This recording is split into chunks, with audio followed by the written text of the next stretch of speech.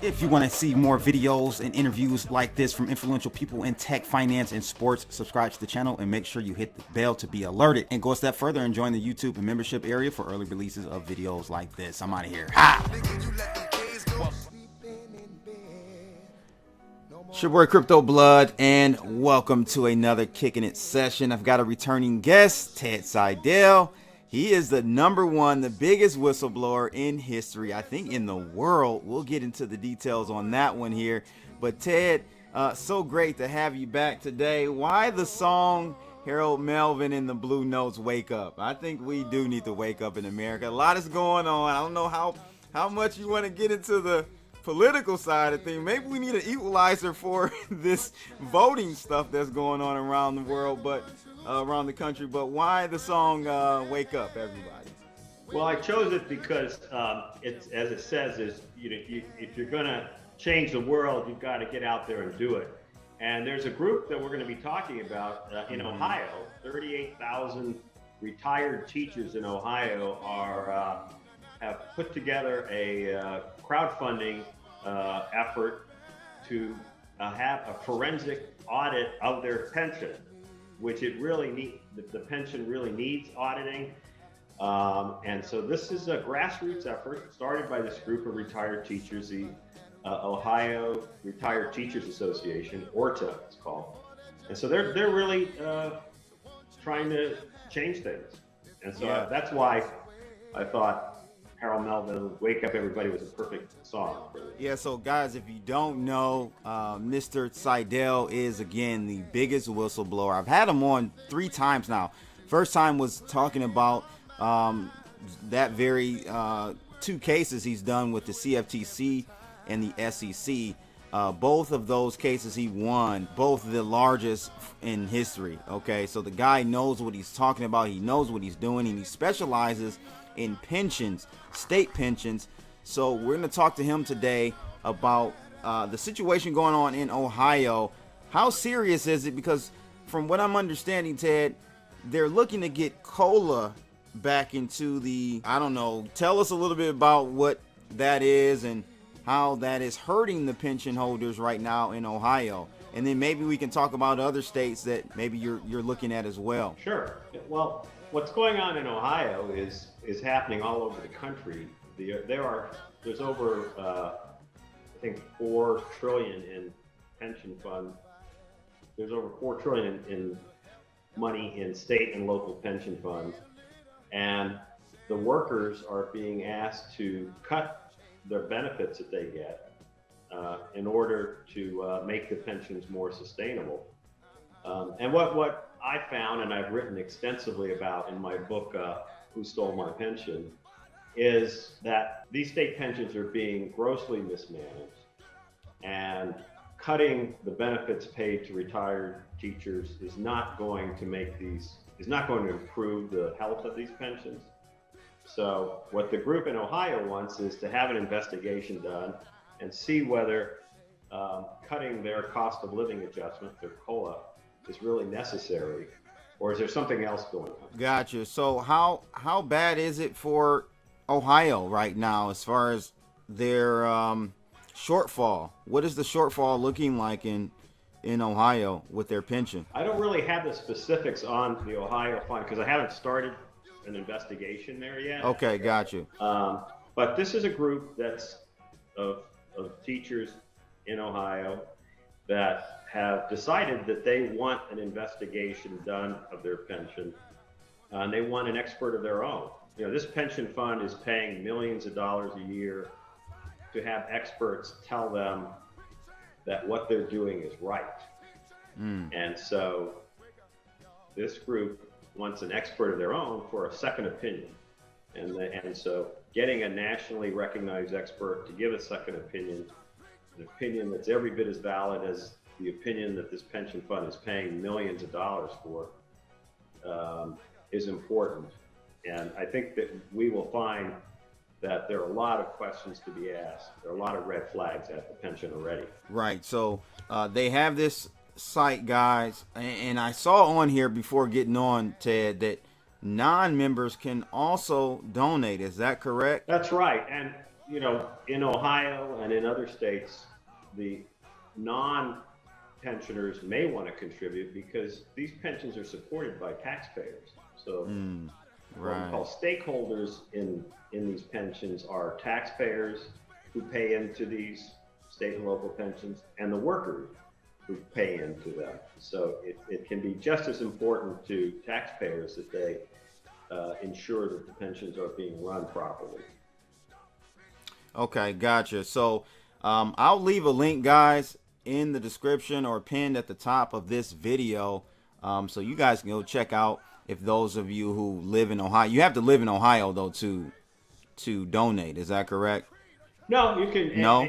Okay. There are pretty much in every major state, there is a association of retired teachers, and so there may be members of those associations in other states that may want to support the efforts of their brothers and sisters in Ohio. So if they would like to support, I'm sure the people in Ohio would welcome those contributions.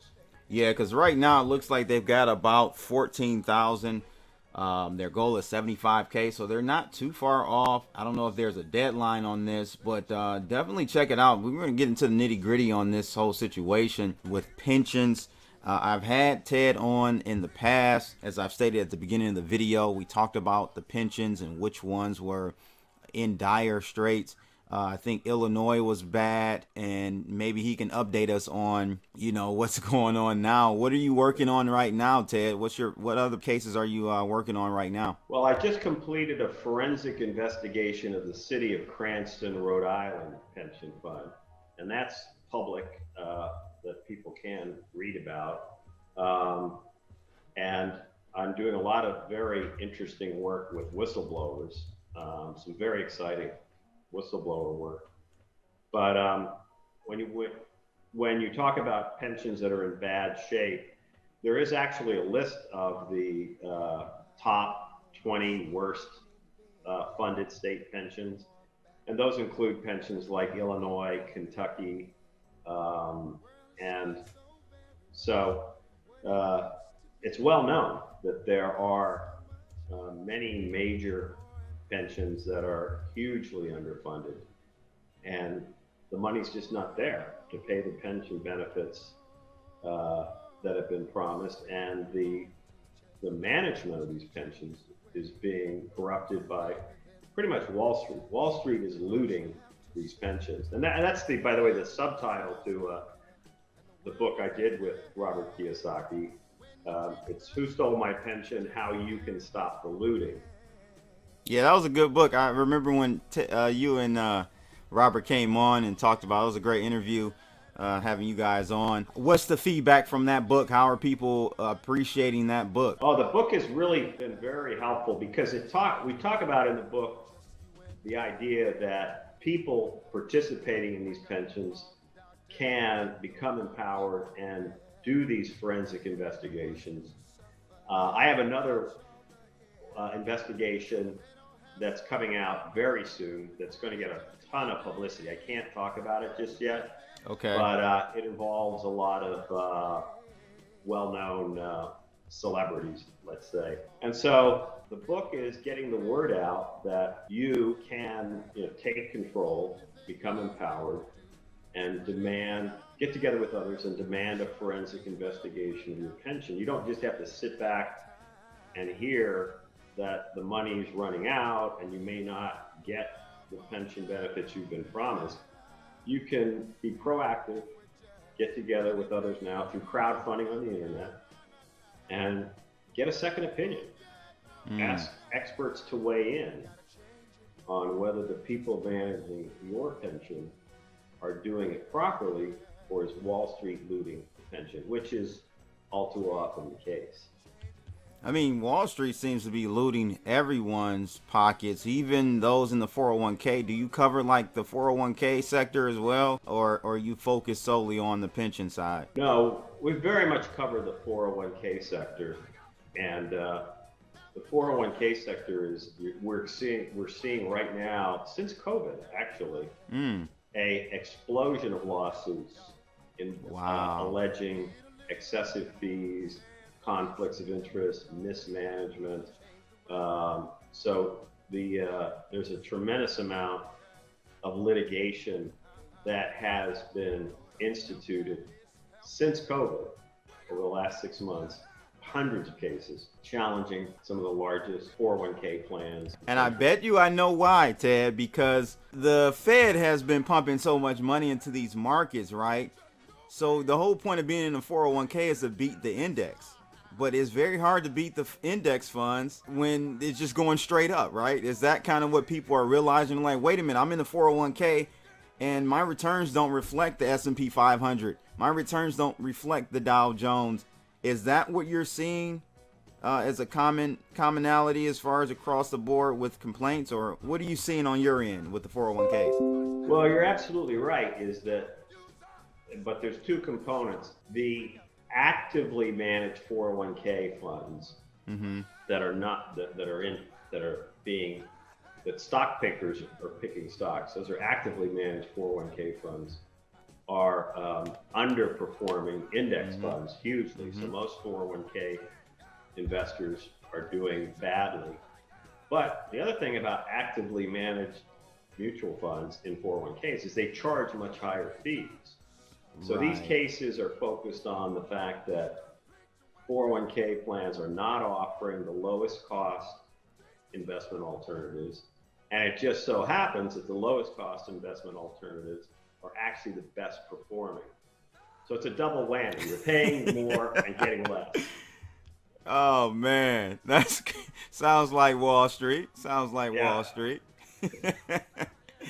So are you handling any of those cases right now for 401k, or are you just getting a lot of solicitations and inquiries about it? I'm handling a few of those cases now as well. In the past, I have sued Walmart for their 401k. Oh, and wow. I've been involved with 401k litigation involving many of the major American corporations like Northrop Grumman, Bechtel, John Deere, just about 12 different Fortune 100 companies. So I'm well familiar with those cases. But the other thing is that during this COVID period, many people are at home watching their 401ks closer than ever because they've cut their commuter time. Yep. And so they've got extra time to spend looking at their 401k accounts. So there's a lot of attention is being paid to 401ks right now, particularly because of COVID. And the other thing that's interesting about COVID, I work with whistleblowers a lot, and whistleblowers are people in companies who spot wrongdoing, illegalities, and then want to report them to the government for a potential award. Well, nowadays with COVID, most people are working at home, so your boss is not watching over you closely. So you can never thought about that. Yeah, you can report things to the government. You can it's much easier now to report wrongdoing if you're working remotely than if you're sitting in your boss's office. But wait, Ted, aren't they, because of you, aren't they changing the whistleblower laws, or has that not been passed yet? I heard they were changing the laws on that where you couldn't even be compensated for whistleblowing, or kind of give us a little bit more detail on that and what the status is with that situation. Well, as you mentioned earlier, I have won the largest whistleblower award in history, which was $78 million. And so there was a effort to cap the maximum awards after I got my award, to cap them at $30 million. Fortunately, that effort did not go through, and so there is no cap. And in fact, I think a whistleblower recently received a $100 million award, beating my record. Wow, So what whistleblower did that? What case was that? Was it here in the States or? yeah, it was here in the States, but this was the SEC awarded, I believe, $100 million to a whistleblower, but they didn't disclose what case it was related to. So the awards are still coming, and some are bigger. And I'm happy to say that my record has been broken. And Wow. so That's great. And that's tax-free money, ladies and gentlemen. well, no, it's not. Unfortunately, it's not tax free. Oh, okay. I thought it was tax-free money. But I'm not complaining. Yeah, I'm sure not. I'm sure not. Let's talk about the top states again. We kind of touched on it. I have this article from Kiplinger about the top 20 worst states. This is this is kind of this is 2018. I did see one that was newer. It was from, I think, that was from January of 2020, this year. So we have Louisiana is number 10. I'm just going to jump to number 1.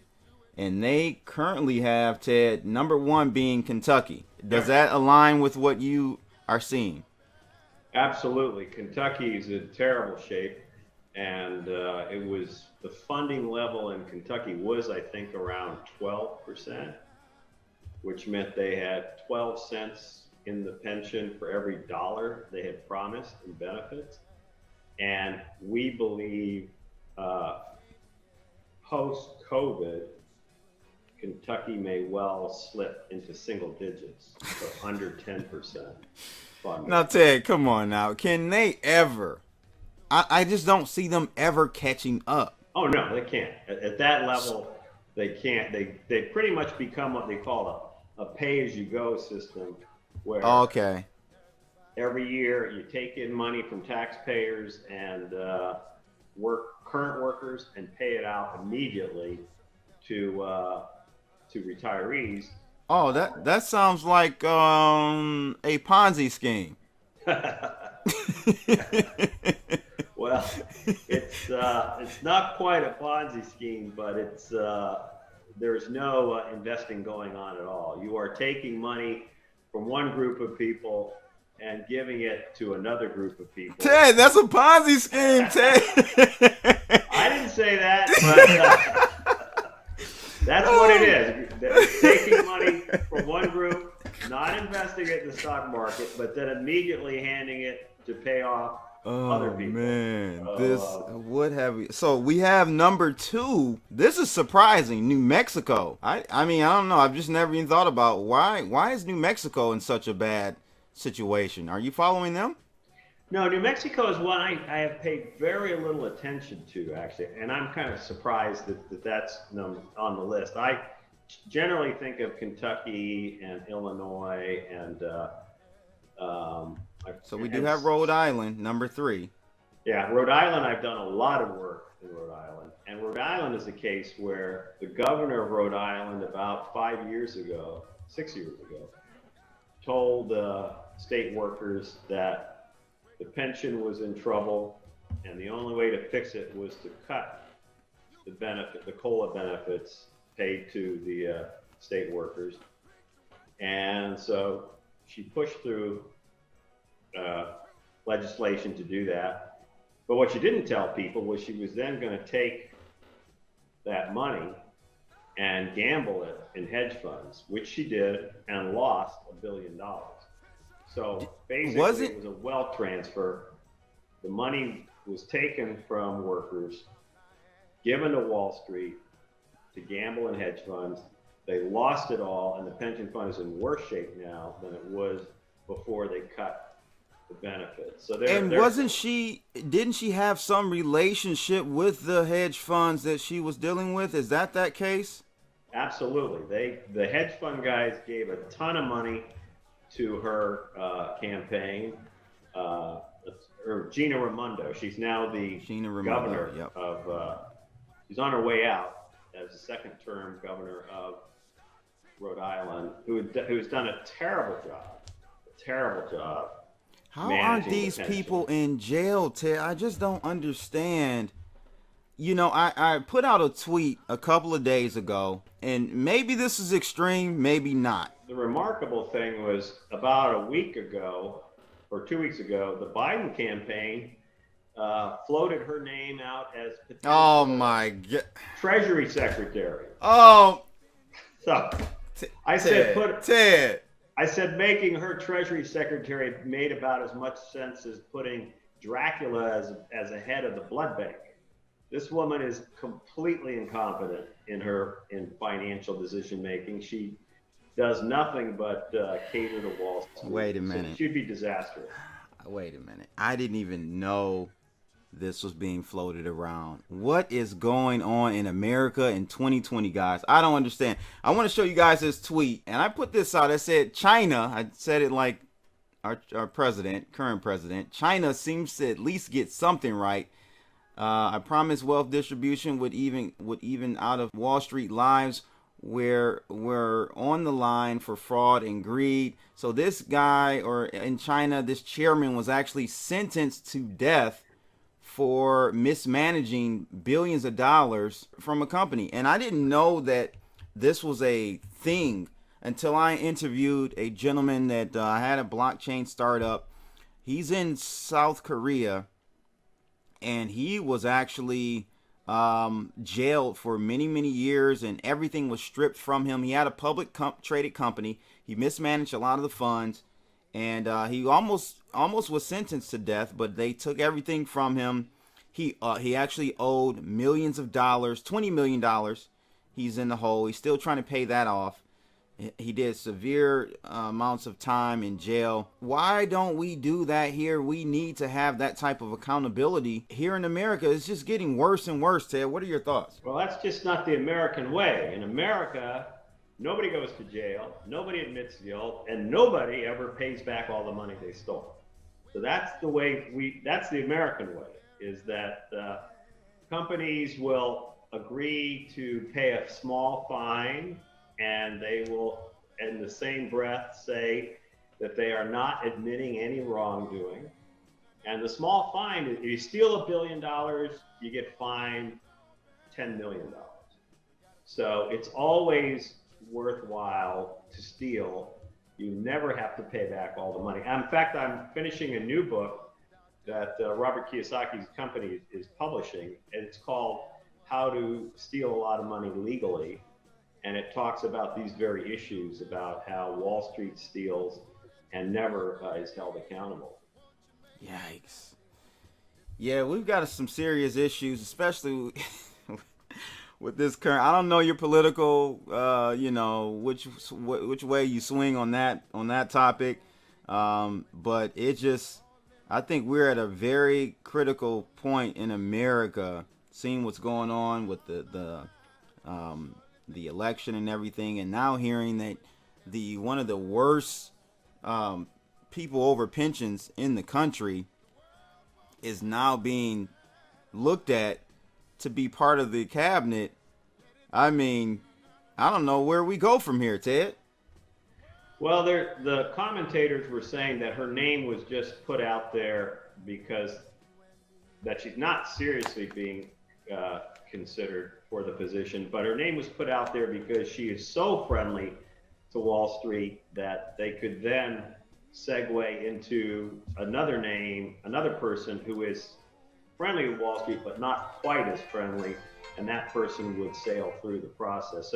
So Gina Raimondo, the current thinking was her name was put out as sort of a trial balloon to see what would happen if you picked someone who was very friendly to Wall Street, and but I don't think she stands any real chance of being Treasury Secretary.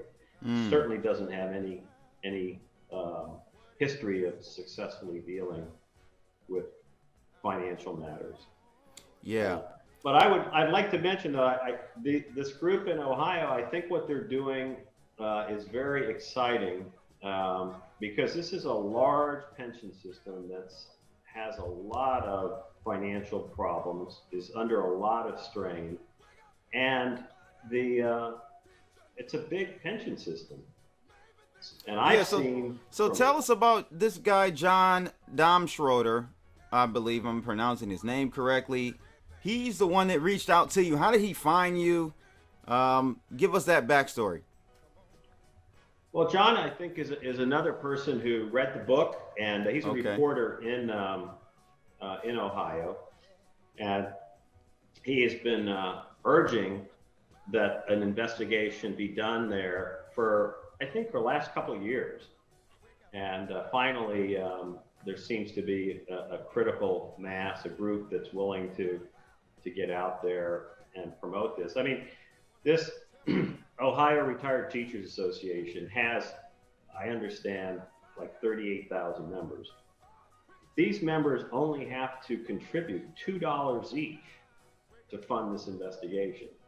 $2 each to have an investigation done of their pension, of the pension benefits they will receive for the rest of their lives. Is it worth $2 to have an investigation done on the pension benefits you will be receiving for 30 years or so in your golden years? I think it certainly is, and that's what's so great about crowdfunding on the internet today, that nobody has to put up a lot of money to introduce some transparency and accountability into the system. You know, $1 or $2 can be all it takes. And so I think it's very exciting that they've gotten together and embraced this idea. I hope they're successful with it. And from a distance here, far away in Florida, I can see major red flags at the Ohio teachers pension fund system. I can see things from here that should be investigated. And I've been doing this long enough where my hunches are almost always right. Right. Wow, man, this is very interesting. And yes, guys, definitely. I know, donations are going towards other fraudulent possible activities to be unearthed in this current time. But if you are interested, especially if you live in the state of Ohio, even a non-member, check it out. I'll leave a link. I think any donation is warranted and would be greatly appreciated by these guys. I just, I don't know where Ohio sits on the list. Maybe Ted, but I just think something needs to change. There needs to be some type of reform. What do you think? You fight against these to unearth a lot of the grimy stuff that goes on in these pensions, but do you have solutions for these states? I know solutions will kind of put you out of business, but but I mean, honestly, what have you assessed over the years of dealing with these states? What can be done going forward so that I don't even know, I'm a millennial. I don't even know we're going to be able to retire, but are pensions just a thing of the past? Well, I think pensions are going to come back. Pensions are a thing of the past that's going to come back in the future, because really, the great 401k experiment has ended disastrously. I mean, 401ks really got their start in the 1980s.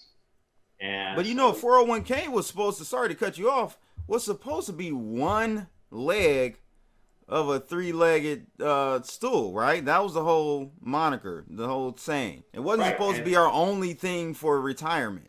So go ahead, I'm sorry. Right, 401ks were basically supposed to be started as a bonus plan for senior employees.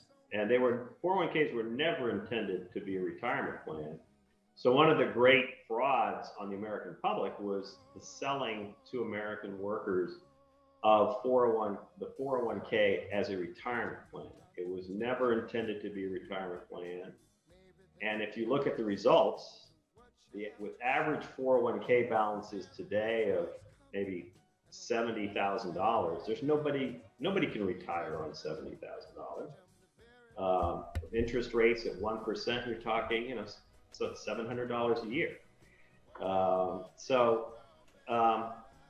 401ks have not worked, and so they've failed, several generations of workers, and so we'll have to go back to the drawing board and go back to a more of a pension-like system. But fixing pensions is easy because it's pretty obvious. There's certain fundamental truths about pensions, and one of them is transparency is a good thing. In financial matters, transparency is always a desirable. I think we all agree on. Well, what's happened at pensions across the nation and indeed around the world is, as a result of Wall Street lobbying, they've become less transparent, more secretive than ever in the last 15 years. Another universal truth or fundamental truth about pensions is lower cost investments are always better. And what's happened over the last 15 years is pension costs have skyrocketed.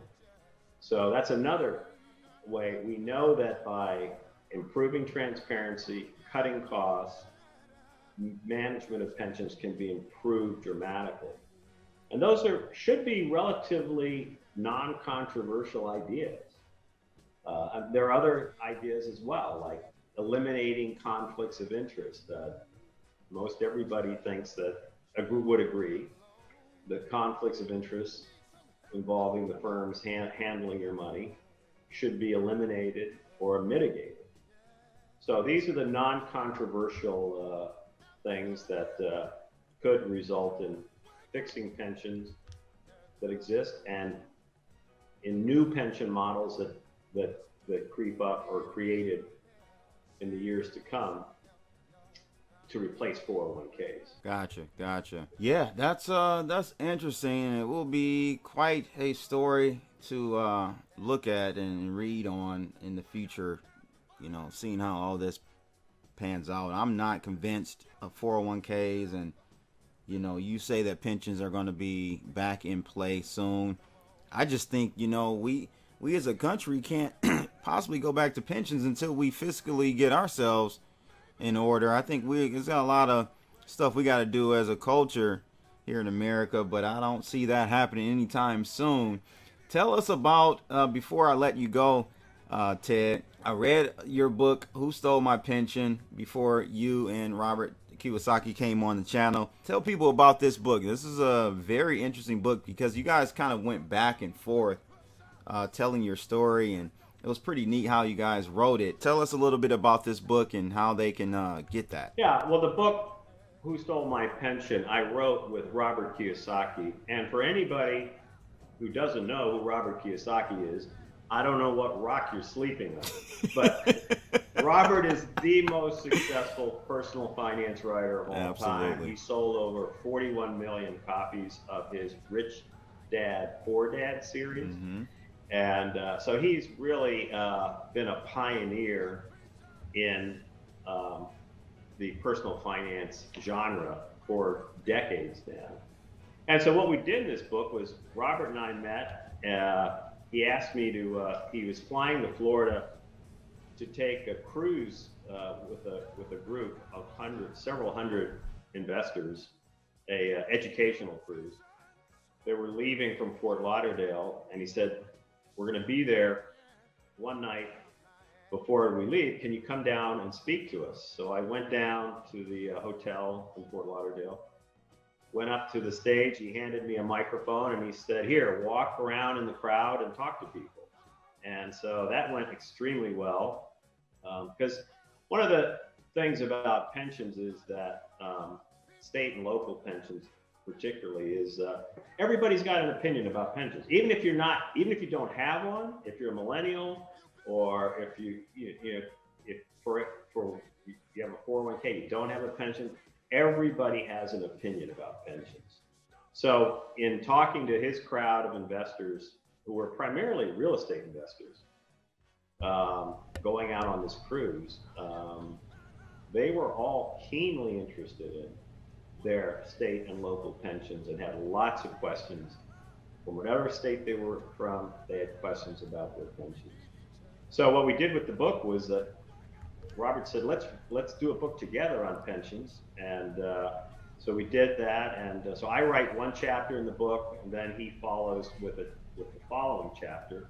And some of the key chapters are just understanding what's the causes of the retirement crisis that America and the world is facing right now, because we have a global graying of the population, a global demographic shift where we have more older people living today than ever in the history of this planet.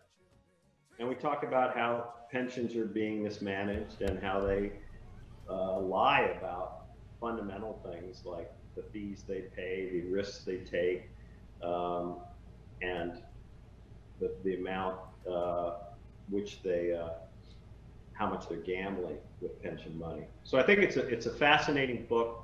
That it's one of the things Robert and I said at the get-go was the last thing we wanted to do was write a book that was factually correct that nobody read or could understand. Right. This book right. does not do that. Okay. Yeah. It's very in a lay way, right? It's put in a very layman's way for people to understand and digest. I think, great book, and I'm excited to hear or read your next book coming out. When do you think that's going to be ready? The next book, I think we're putting it out for pre-order for this Christmas season. So we're talking. Okay. Hopefully, it'll be out for pre-order by the end of this month. And again, that is a book called "How to Steal a Lot of Money Legally."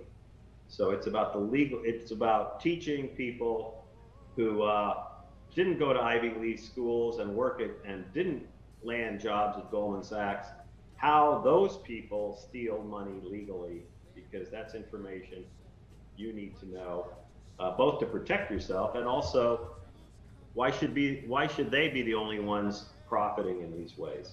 If it's legal, Right. you should be able to do it too. Wow. Yeah, that's great, man. I'm definitely going to pick that one up because I need to steal me some legal money. Ted Seidel, thanks for coming on. And yeah, I got one last question for you. Bitcoin, you still haven't gotten any?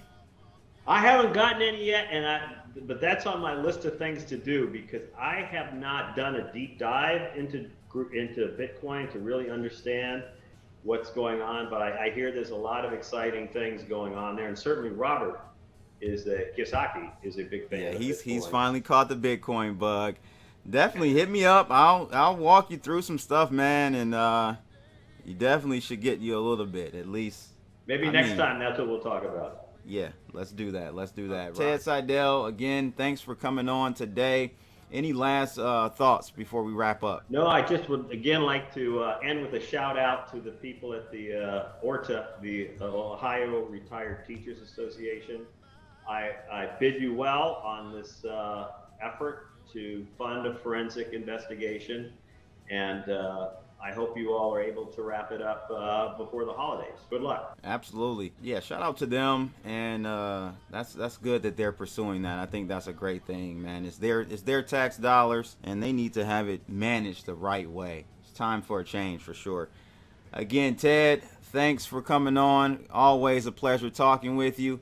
Guys, make sure you like, share, and subscribe, and click that bell to receive more interviews like this.